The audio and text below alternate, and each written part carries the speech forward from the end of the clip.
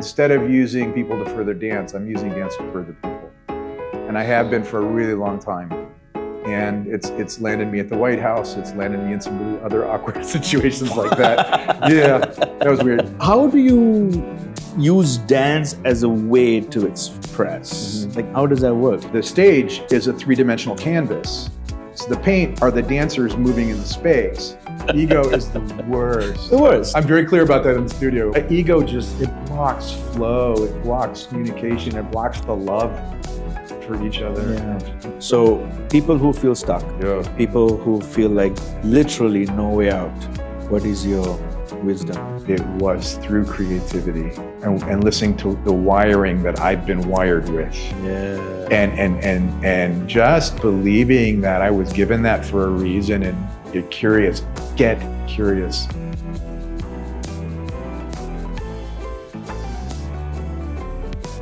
Hi, welcome to the Creative Odyssey Podcast. My name is Sheran. This is a podcast about talking about the Creative Odyssey, the journey creative people go through, understanding what that looks like, and why, most importantly, why you should create too.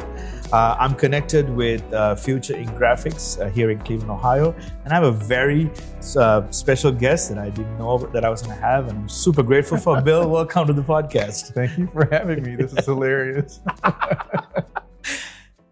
So I'm just learning about who you are. So tell us who you are and why you call yourself a creative. Well, I'm definitely a creative. My name is Bill Wade.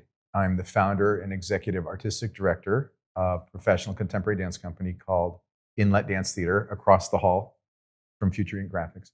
And I've been doing dance professionally for over 40 years. Wow. In Cleveland. I've had a really good run. When I was young, when I was my dancer's age in my company, I was trained by and danced for a lot of very now, famous world-class people. And the whole time I was like, back in the 80s when I was that age, these people were passionate, they were brilliant, and a lot of them were not warm, fuzzy people. Everything was very transactional. I watched and I became the poster child for one of the dance companies that I danced for.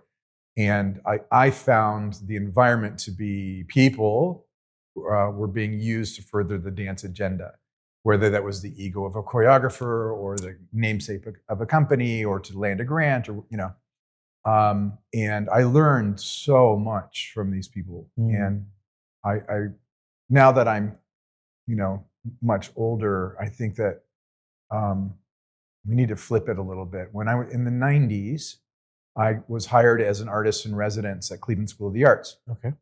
And I was going to do 2 weeks of master classes, and I fell in love with the kids. I ended up there for 11 years.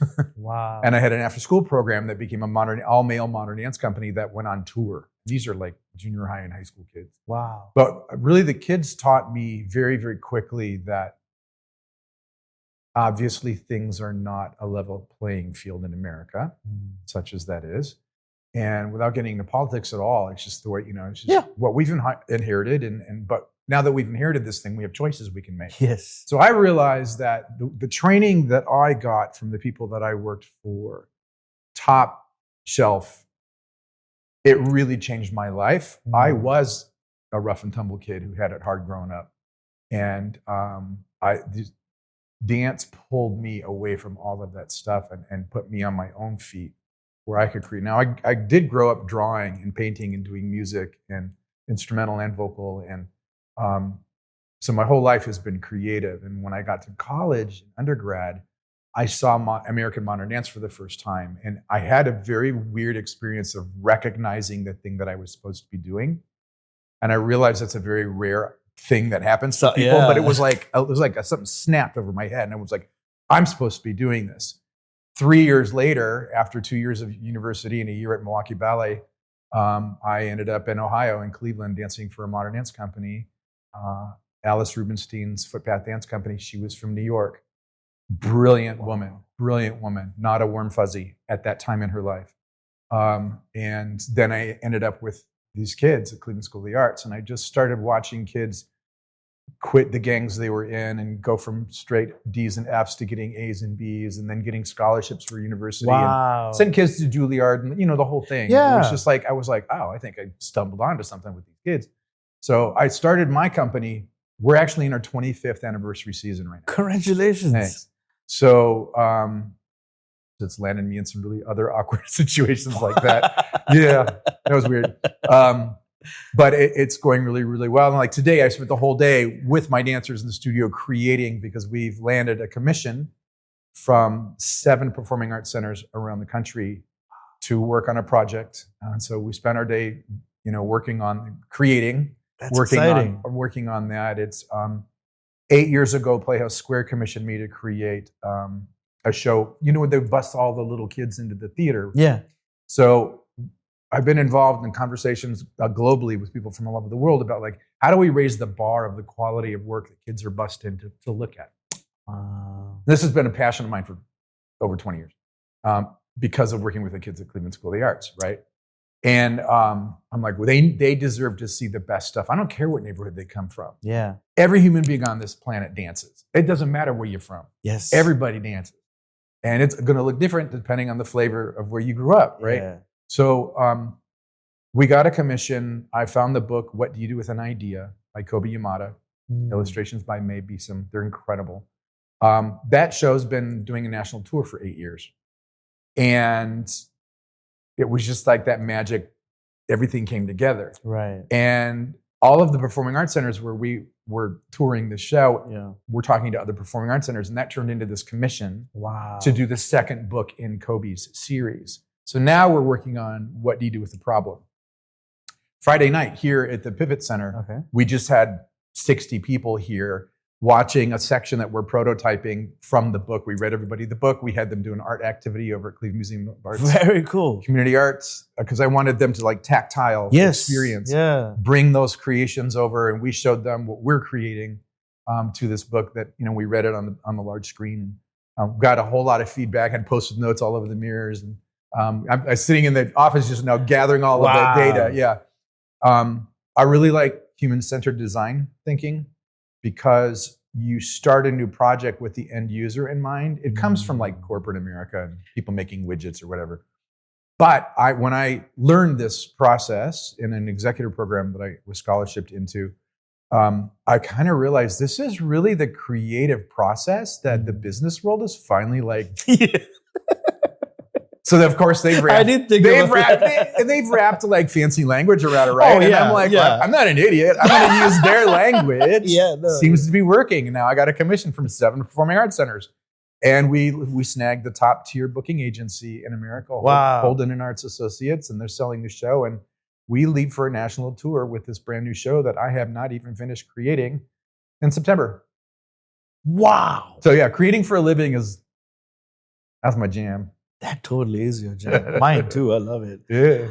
Wow. So, gosh, you said so much. I'm sorry. I could just like sit here and listen to you talk forever. I don't talk at all. How boring. But you mentioned something very interesting. Hi, I hate to interrupt, and I hope you're enjoying this conversation, but we had something really exciting to share with you. We have recently started a new company called Odyssey House Media. It's essentially a production company to help people tell their stories in a way that actually highlights their story so that people can actually believe in what they're doing. So after traveling around Sri Lanka and coming back to the States, we noticed that there's a lot of incredible people doing some really great, meaningful work, but they don't quite always know how to tell their story or have the confidence in doing so. So after working with some other organizations and partnering with them to share their stories, we realized we need to help people share their stories. The Odyssey House Media has been the one that's been sponsoring this podcast, us blood, sweat, and tears. So if you've ever wondered, you have a story and you're not sure how to share it, we'd love to talk to you, have a conversation.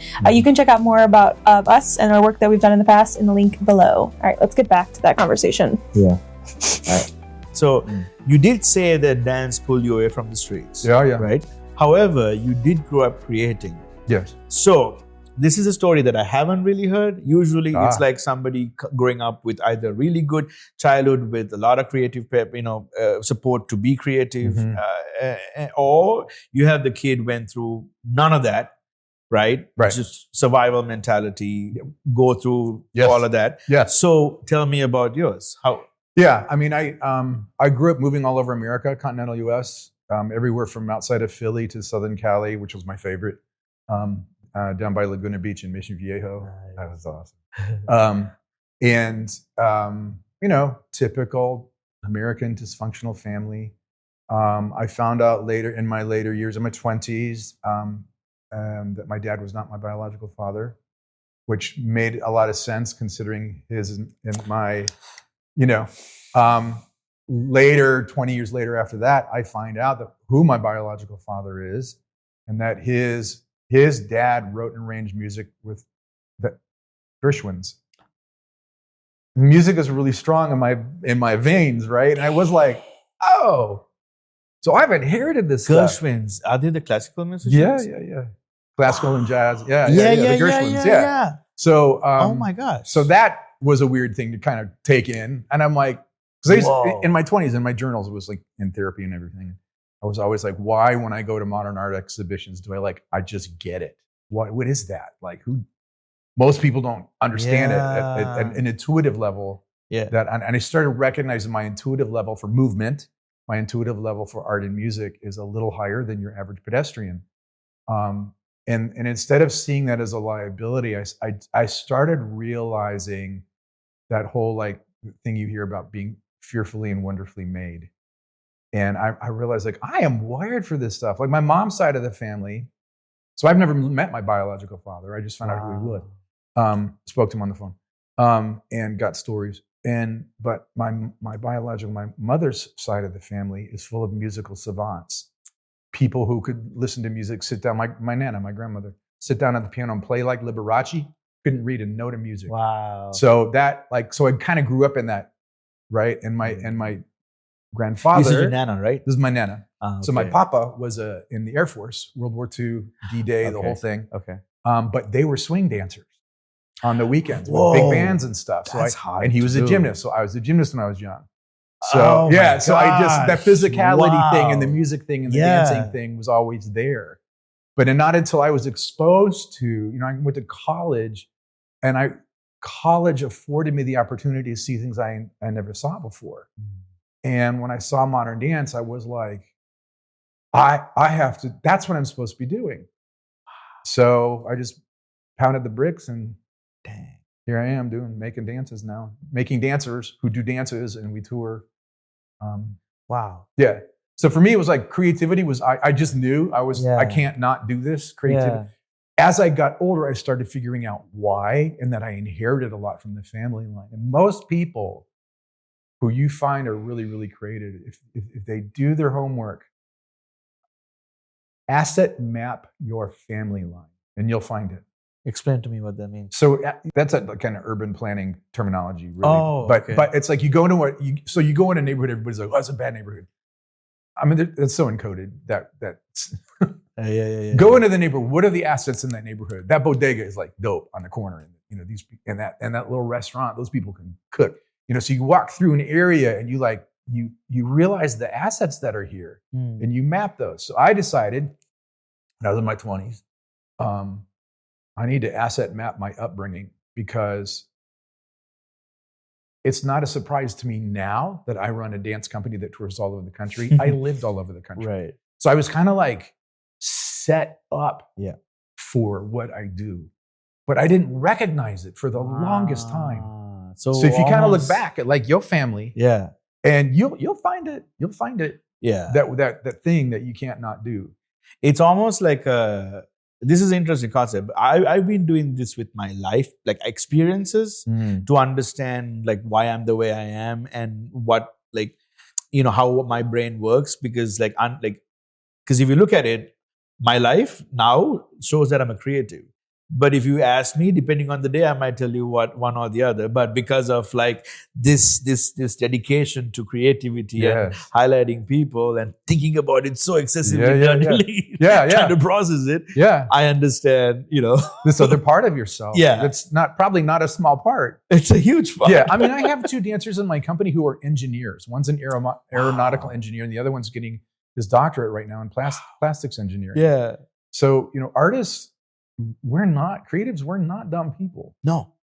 and then when you kind of like work on both sides, Yeah. left hemisphere and right hemisphere, they inform each other. They inform each other. And it's weird because the more like the business stuff I learned and the more, because I thought business was my anti-gifting. Same. When I was younger and I was like this starving artist. But then I started realizing that I actually have an aptitude for it. I mean, the company's 25 years old. So Yep, you clearly I'm not an idiot. And I'm surrounded by really good people. Yeah.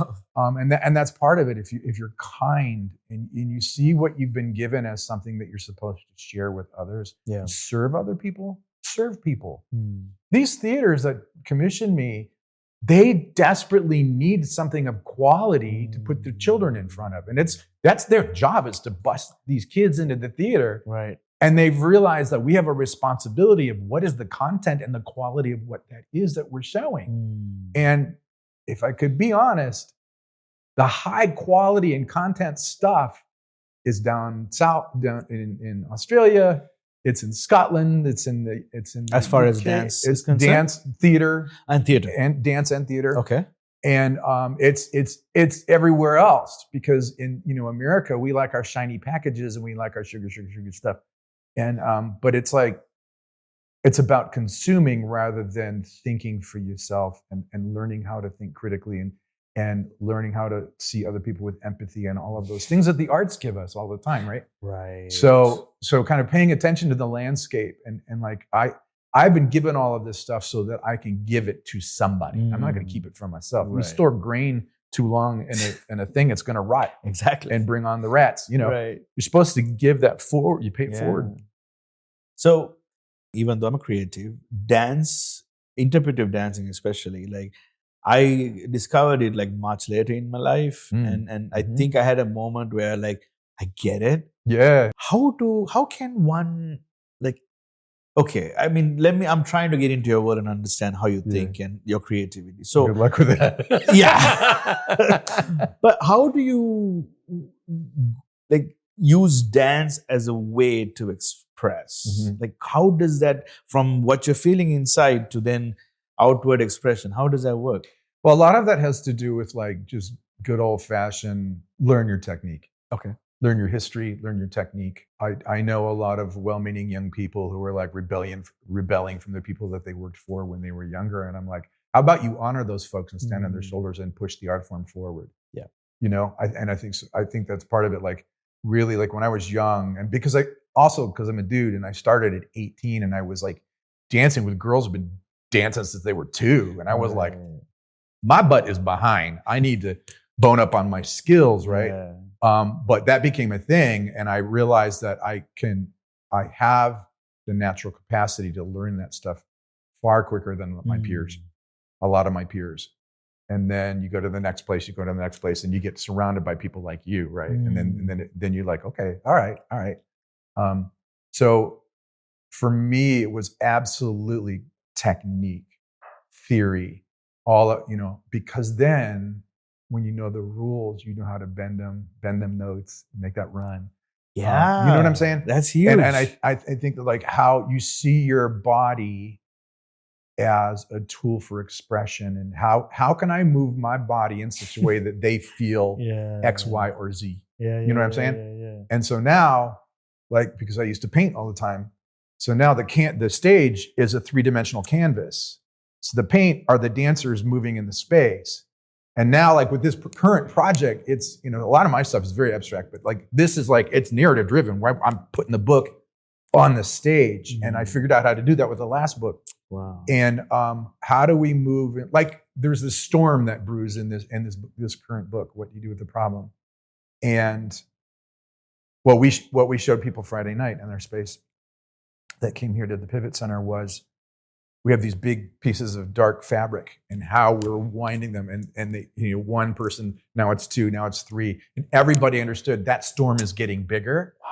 And that child seems smaller and smaller and smaller because the storm is getting so big.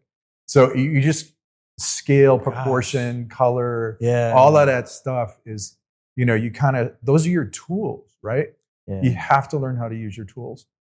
I'm a visual person. So the moment you said 3-dimensional, I saw the whole picture. Yeah, right? I saw it. That's a 3-dimensional canvas. We make sense. Yeah, yeah. Because I also do woodworking. Like I made this thing, like, out of wood. Dude, you made this. Yeah. So I like sculpt and stuff out of wood.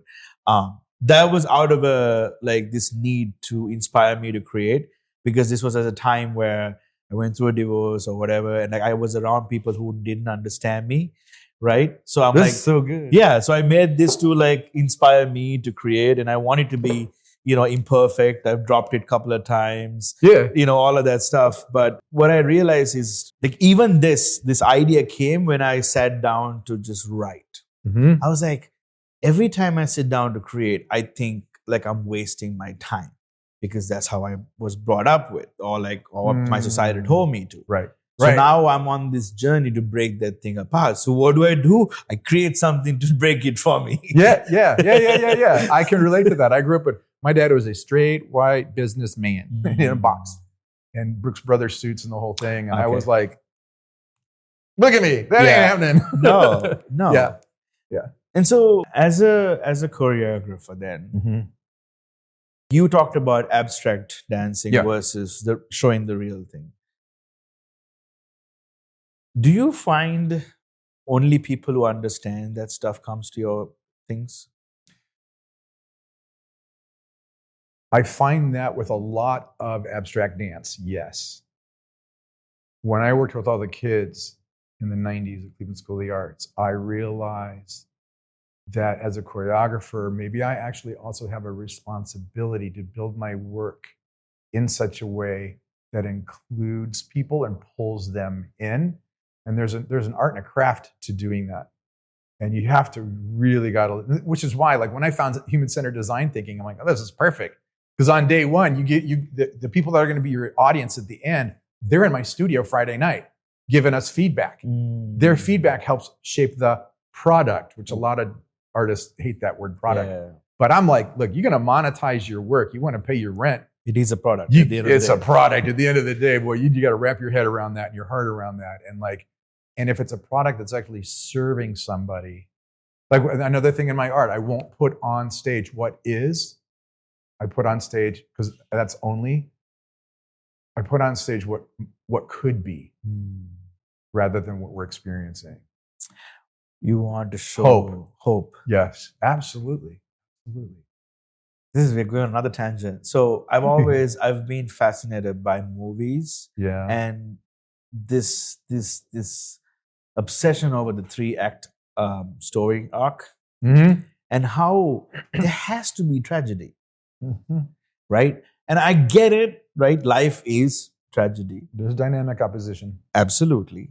And yet, for some reason, we are willing to go through that bit of like, let's say 20 minutes of tragedy just for the payout of a happy ending at the end. Yeah. But stuff don't always work out that way. It doesn't. Right. And so I guess that's why I've been like thinking a lot about like indie movies and these stories where there are no happy ending. It's literally an account of what it was. Yeah. And like some actually do show a bit of hope in that realness. Like it's just like, Because you get that sense of not yet. Not yet. yeah.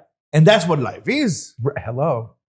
Yeah. Right. The whole thing, we're always becoming something. Yeah. You know what I mean? And you're not arriving. You're becoming, you're like Evolving. growing, and you're Yeah. evolving, and you're changing, and you're responding, and you keep going. And that's what should be happening in our artwork. It's interesting how like we accept people changing physically, outwardly as we all get older, but we don't expect people changing as they get older just because we don't see it. Yeah. And so let me bring it all back to creativity and especially like bringing people further. Yeah. Sounds like you have a huge responsibility. I have days where it feels like a lot, but I have other days. So when you see that little kid's face light up and they have an aha moment, right? Because we do a lot of teaching to a lot of education programming where you unpack the process, you unpack the magic that's inside. And I think that like when people are allowed space and time, and you said it earlier, where you're not in survival mode. Yeah. And you can just be and grab something and start drawing or listening to music and let it be transportive, or it's so healing because it combats like. I did a little brain science research because I'm that nerd. I love it. And I did kind of a dive on one of the things that I embedded in What Do You Do With an Idea, the stage production of the first book that we're definitely working on for the second book as well, is to give children the sense of awe and wonder. And the brain science behind that stuff is astonishing. And art and music and visual and emotion, that's how you get there. And I think that the more time we give our young people those opportunities to feel awe and to feel wonder, that's so healing and so healthy. I mean, I won't go into the science of it all, but I mean, it's just anybody can do. Just Google it. Right. Yeah, just Google it, man. It's incredible what it does for your My body. wife used to be a kindergarten teacher. Oh, you know then? Yeah, I know a little bit. Yeah. The awe and wonder thing it's huge. It's Because huge. that's oh my God, that connects because as an adult, we barely think about awe and wonder of life. That's why it's so good to teach kids, because they'll give it back to you. Or have your own and relive life through their eyes. It's really, it's an amazing, and my son is 31 now, and go figure, he's an artist for a living. Wow. So is my wife, so that was inevitable. We were hoping Rebellion would look like Wall Street or something, but that's not how it worked out. I don't think you hear like our children rebelling to become. I mean, maybe you do, but like I haven't heard. Yeah, he went to college in Chicago, and he met his roommate, and he said to his roommate, "What is your major?" And he's like, "Oh, I'm going to be a modern dancer." And my son was like, "Oh, crap." The kid's like, "What is the matter with that?" He's like, "No, there's nothing wrong with you doing that. My dad runs a modern dance company." And this kid's response was, "Nobody's dad runs a modern dance company." Yep. And he was like, got on the internet, and he's like, "That's my dad. I grew up, Cirque du Soleil is how I grew up." Wow. You know? And it's kind of our joke too, because we've actually gone to Cirque du Soleil in several different cities together. And he's like, "That was my childhood." Wow. Yeah. And I'm like, "Yeah, but look at you. You're really good at art, dude." Right. Like, we set you up. Asset map your life. Asset map your life. Yeah. That's brilliant. I didn't come up with that. No, but you told me about it. Yeah. It was when I heard it, I was like, "Dang!" But like you learn it from city planning. You said. Yeah, I was talking to some folks, and That's they were brilliant. like, "We got to asset map this neighborhood." I'm like, "What does that mean?" And they told me, and I was like, "Dude, I need to asset map my life. I don't understand myself, you know." And that was years ago. Okay, so you dance to express all of those things, but how do you use dance to process life?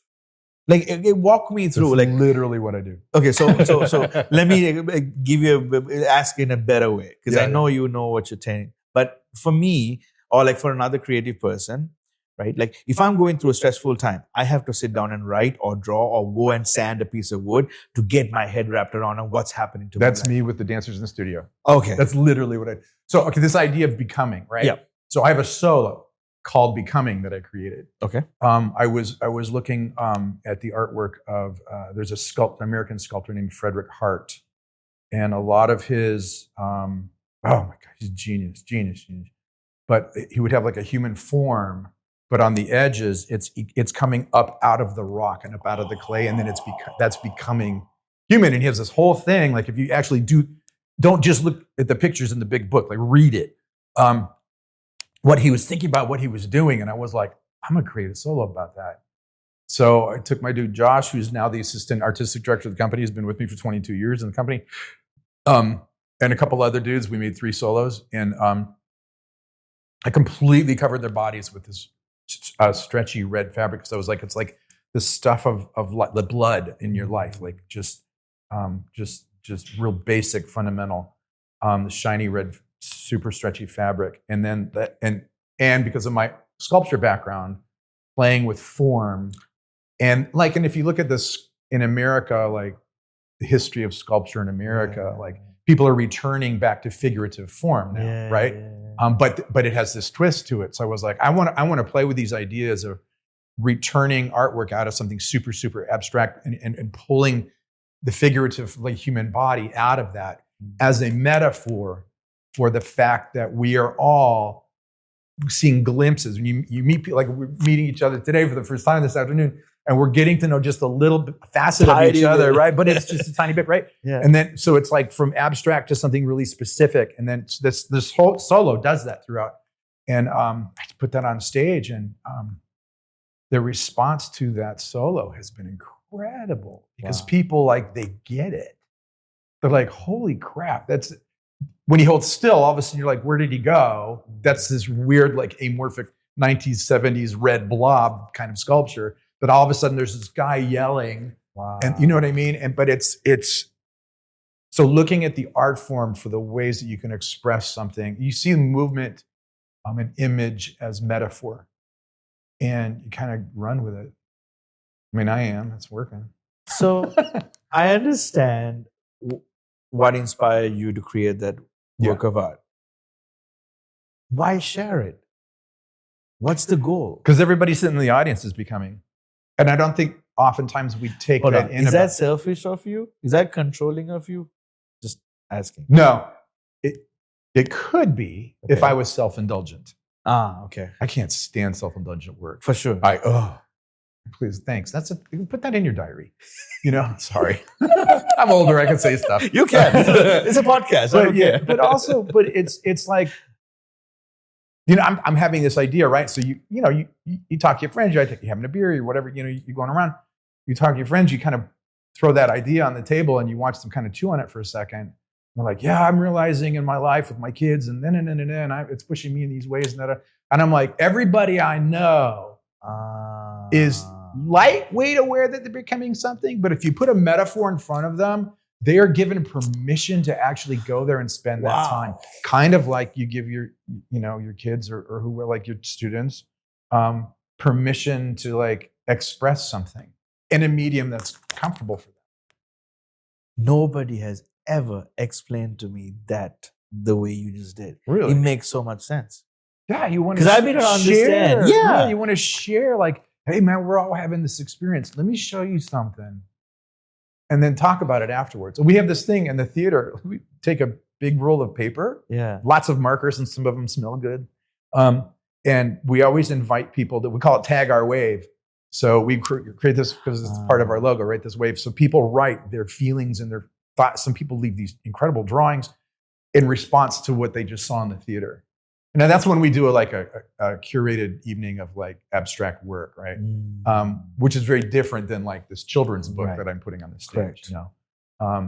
But we do pre and post activities for the kids to start expressing. So now I'm working on stuff this afternoon in between rehearsal chunks where I'm working on the study guide for the teachers about how to get the kids to open about, well, what are the problems? Let's make let's have an art activity or a sound activity or a movement activity. Mimic some of those things on the stage and name a problem that you want to address. Wow. That was the art activity we had people do Friday night. Wow. Yeah. And so you personalizing what the topic is. So it's not even control. It's more like out of care. Absolutely. It's out of care. Because like if you have a friend who's going through something or you wanted to share with that friend, you do out of care. Yeah. That's actually oftentimes why I start creating a piece. Because I see something going on and I'm like, oh man, I don't want them to, or you're like passionate about like, yes, let me reinforce that by creating something like that. And it could be something as abstract as snowflakes and how cool they are. And like, there's this world famous photographer whose name I'm not gonna be able to remember right now. There's all these books out about how he figured out how to keep it frozen and zoom in and take photos of it, and the colors and the shapes. So I choreographed a piece called Snow. You know what I mean? Because I was so inspired by these images. And I'm like, this stuff is so gorgeous. And everybody's like, oh, it's snowing outside. And I'm like, how can we flip that narrative? So I know. You know what I mean? Like, it's gorgeous, actually. If you really look at it. But you got to really look at it. Yeah. You got to really listen to it. You got to look for the metaphors inside of it. Everything's based on 3 and 6. There's like, that's deep. You know what I mean? So I just, there's every so time much. I see snow, I remember that I migrated to this country. it reminds me of my parents, the sacrifice and everything. It's all like very emotional, but like I love it. I love snow. My favorite thing in the world. Dude, I have dancers in my studio during the day, move to Cleveland to study and work with me, right? Wow. Every once in a while, you get a new dancer who's never seen snow before. I had one 2 years ago. She was in the studio because it's all glass. And it was snowing like crazy outside. And I was like, oh, this is so cool. I look over her, she's crying. She was scared. She's like, what do I do? And I'm like, just enjoy the beauty. You're inside, girl. I got the heat cranking up. We're good. But now she's like, I've learned to drive in. I've learned to really like it. So it's like, and I don't know. I just thought every American kid's like had snow in their life, but that's not true. No, yeah, it's not. Yeah. It's hilarious. She's from down south, man. Yeah, I've lived in like Boston, Chicago, Colorado, all of these places. And Erie, PA. Yeah, but a lot of times, like the things that we are negative, like listen to it, really learn from it. Study it a little bit. Resistance is always a sign that more information is needed. Right? So be an adult, do the research, get more information about the thing that you're feeling a little bit like, I don't know about that. You know what I mean? Like, well, that's right. You don't know about that. Maybe that's what you need to do then. Let's take some time to think about it. And people need to do that with each other. Way more. So all of this stuff is metaphor for like how we relate on the horizontal with each other. Right. Yeah. I look at another way of looking at creativity and why people create. If you really understand, it's like this superpower to understand people. Bro. Yes. Because you understand yourself. Yes. Like, because pride goes away when you understand yourself. Oh, it blocks everything. It blocks that. Ego and pride is gone out of the window. Yeah. Ego is the worst. The worst. I'm very clear about that in the studio. When they come in the audition, well, I dance for so-and-so. I'm like, they ain't here right now. Right. I don't give a rip. Like, congratulations, you work for them, but you're here now. You're gonna learn this routine. You're here for a reason that you're not there. So let's unpack that, shall we? Just saying, like you came in here for some reason.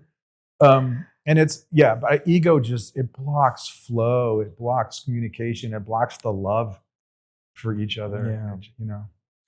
Bill, so I this podcast was started out of me going through something crazy in life, really tough. Then going into woodworking during COVID time because I had nothing else to do.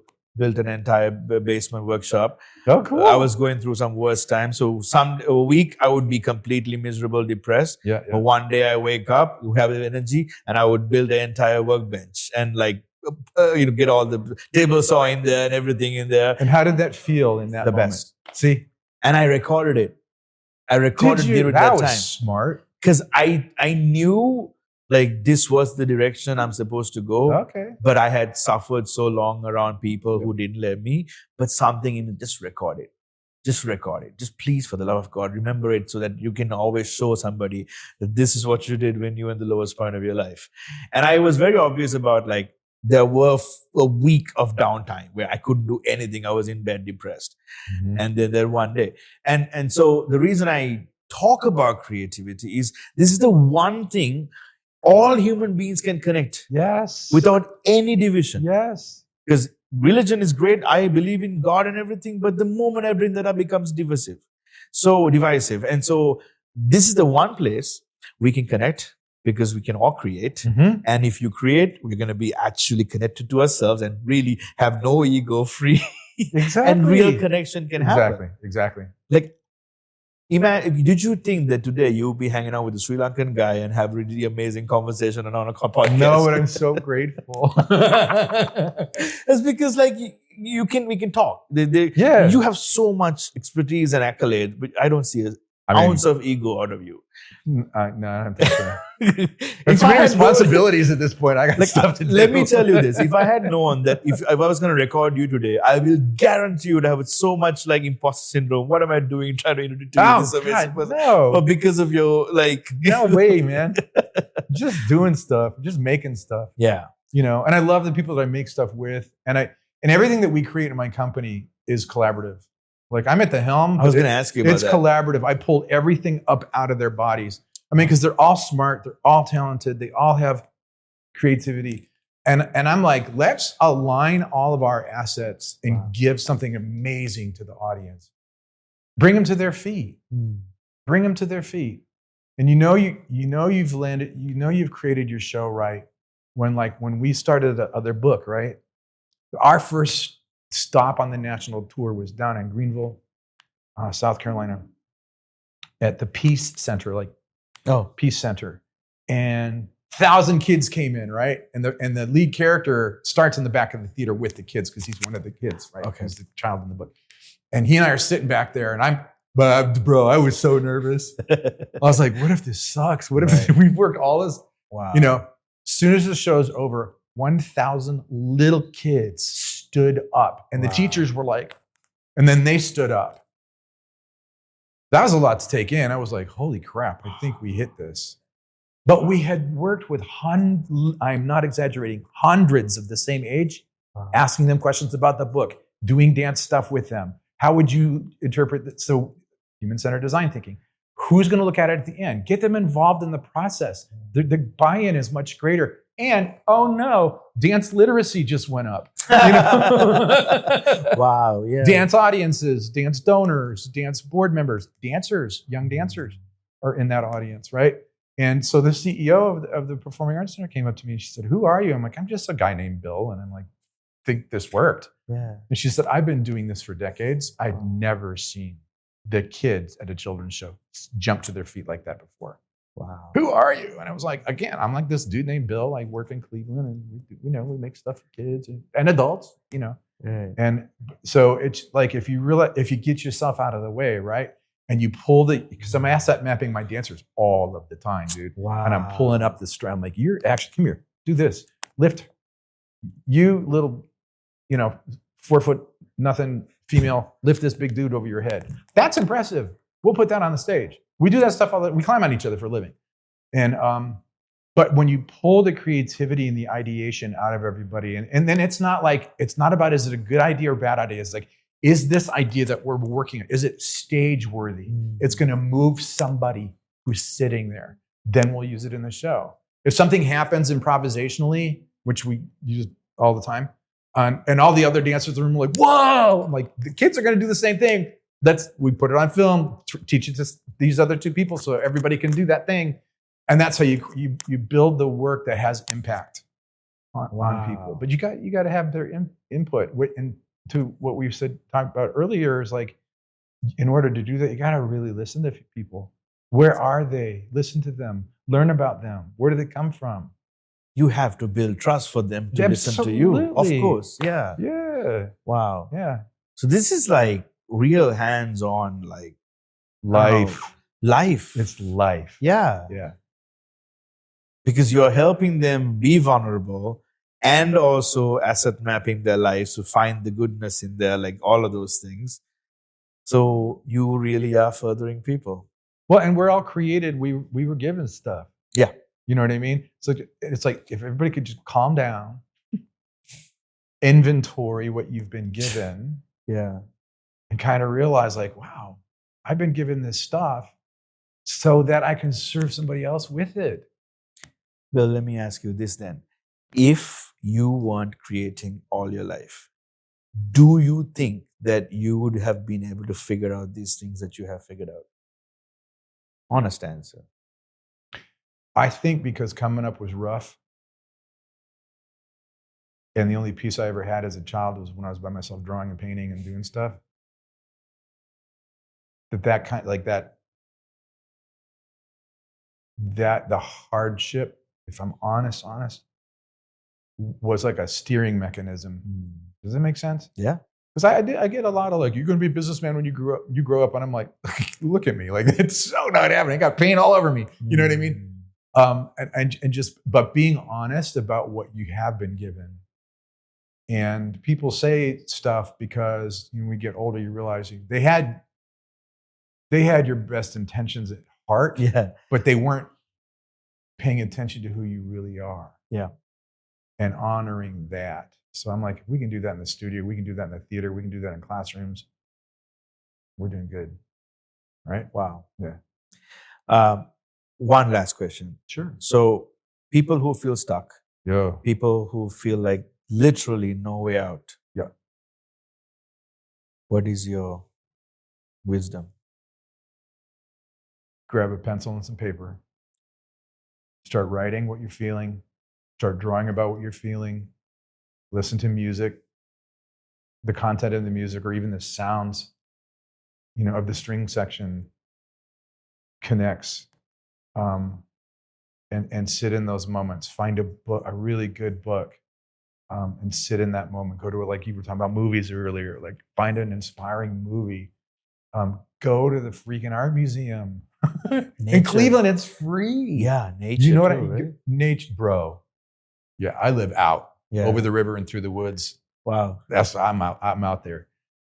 It's huge. It's so the river, and I've got so many pieces based on water in the river. And wow. Yeah.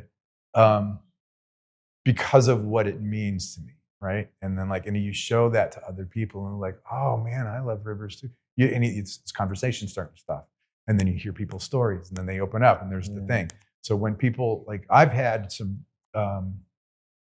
tremendously dark moments in my life that I am now alive to talk about it, and it was through creativity and through listening to what's going on in here, and listening to the wiring that I've been wired with. Yeah. And just believing that I was given that for a reason, and get curious. Get curious. Get curious, bro. On that note, one of the most pleasurable conversations. This is fun. You're so cool. Let me finish the podcast. But we have viewers all over the world, and so all I'm trying to do is inspire you to create. I bring you stories like these amazing Mr. Bill. So all I ask you to do is keep dreaming, keep creating, and keep going on your own creative odyssey. Till next time, see you later. Nice. All right. I was going to ask you earlier if you were from Sri Lanka. How? I worked with a choreographer from Sri Lanka. Do you know the name? Kapila Palehawadna. No. He came here for 3 months, and we hosted him. Wow. And